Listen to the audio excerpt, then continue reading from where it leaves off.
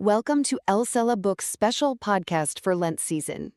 Today, we're diving into the massive difference between our limited earthly perspective and true divine sight. Because honestly, sometimes even our absolute best intentions are actually just a form of blindness. First, we have to recognize the blindness of selfish love. Imagine a friend who's just been diagnosed with aggressive cancer with only weeks to live, and they completely refuse visitors. When our offers to help get rejected, our natural reaction is to feel pretty hurt. But if we're being honest, that reaction actually reveals our own blinders. We often push our own agendas, deciding exactly how we want to love someone instead of respecting how they actually need to be loved.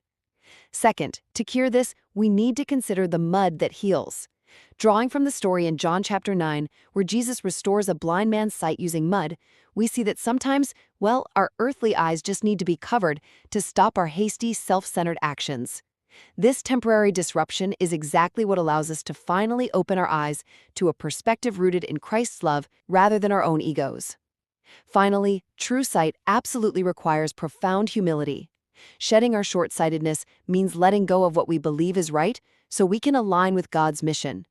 It's only by admitting we were blind in the first place that we can finally truly see and love our neighbors. So, what does this all mean? True spiritual sight means washing away the mud of our own personal agendas so we can shine God's light on others exactly as they need it. Thank you for listening to our podcast and keep listening for more.